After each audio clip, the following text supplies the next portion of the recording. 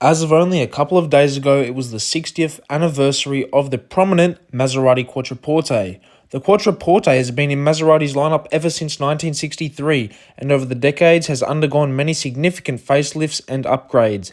There are a total of 6 generations of the Quattroporte.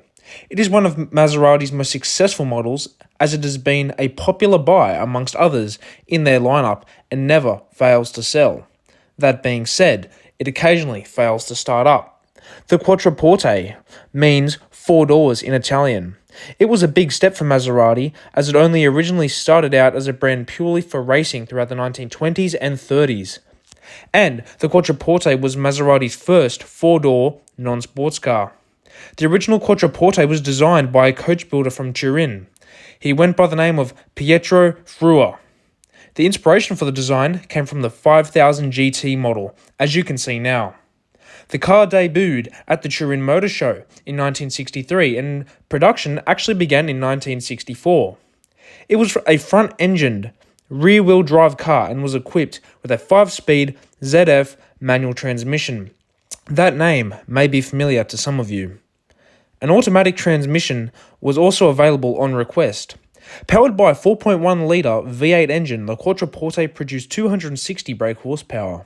The car was an icon in terms of luxury as well as performance. The car was used in movies like The Godfather 3, James Bond, No Time to Die, and was owned by numerous movie stars, athletes, and presidents. In fact, a Quattroporte was presented to the former Italian president Alessandro Pertini, which is quite cool. 230 of the first-generation models were made between 1963 and 1966. The original Quattroporte was known as the Tipo 107, and in 1966, the Tipo 107 was revised and Maserati gave it a 4.7-litre V8, which was actually the fastest 4-door sedan in the world at the time. It had a top speed of 255 kilometers per hour, and 500 of these revised models were made. The second generation of the Quattroporte lasted from 1974 to 1978. This car, I believe, is much less attractive compared to the first generation, and that could be attributed to Maserati joining with the French car company Citroën. Along with a Citroën chassis, it was front-wheel drive and had hydro-pneumatic suspension, 2 swiveling directional headlights, and a V6 engine. Most of these things under the influence of Citroën. Innovative at the time, but quite comical now. The designer was Marcello Gandini when he was working for Bertone. Gandini was the man who designed the Lamborghini Miura, so he definitely had some credible work. But this wasn't his finest example. The Tipo 107 V8 was too large for the Citroën's chassis, so Maserati built a prototype V8 to fit in the car. After Alejandro de Tomaso took over Maserati in 1975, the V8 program was cancelled altogether. The 1973 oil crisis and the fall of Citroën blocked Maserati from the European market. The V8 Quattroporte program had lost around $500,000 and only 12 production cars were built between 1976 and 1978. What a disaster. Due to the takeover of De Tomaso, the third generation Quattroporte ditched the Citroën layout and returned to a rear-wheel drive Maserati-built V8 engine. It was designed by Giorgetto Giugiaro, who arguably made it better looking. Production lasted from 1979 to 1990. Interestingly, the original badging for the Quattroporte read the number 4 Porte, and it was changed in 1981 to the Quattroporte. Onto the fourth generation now. This was the first car to ever be produced under Fiat ownership.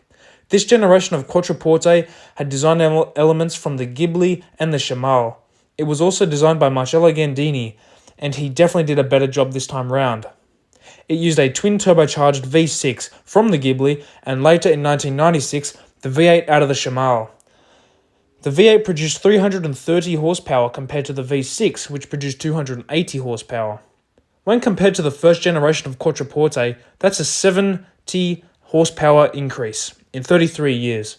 The fourth gen came in 3 different transmission options: the automatic ZF, the automatic BTR, which was Australian supplied, or the Getrag manual transmission. Moving into more modern years now, we have the more commonly cited variants of the Quattroporte. From 2003 to 2012, the 5th generation Quattroporte was built. The car was designed by Pininfarina and looks very unique. I believe these cars are completely underappreciated, but that is for a number of reasons. Back in 2004, when these cars were brand new, they were selling for well over 100k, and of course, as most cars, and Maseratis in particular do, they depreciate. Unfortunately for the Quattroporte, the depreciation was so enormous that you can now find some examples for under 20k. I think it's very unlikely they will rise too much more because people who generally can't afford the car like this are now able to afford it. But inevitably, they cannot afford the maintenance and running costs. Therefore, the quality of a lot of these cars has gotten to a very low point, causing them to stay cheap and become increasingly unreliable, giving Maserati a poor reputation. There are some extremely nice examples of these cars, as I've just put on screen, but they are rare to come by. In 2008, the car underwent a facelift, and they also produced a GTS variant in 2009.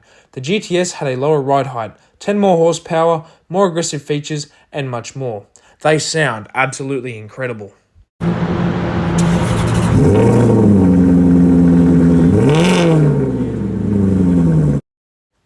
The newest model in the Quattroporte lineup is the 6th generation car, whose production has lasted from 2013 to the present day.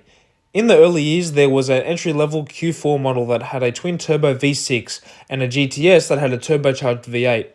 In more recent years, as Maserati have done with the Ghibli and Levante, there is an entry-level GT model, a Gran Lusso, a Gran Sport, and the top-of-the-range Trofeo model, which is the only one with a V8. Although, the new Grecale Trofeo actually has a 6-cylinder engine, so Maserati aren't using a V8 for the Grecale. That was some information on the Maserati Quattroporte on its 60th birthday. Please let me know what your favourite model is in the comments. Thanks very much for watching, and I hope to see you next time.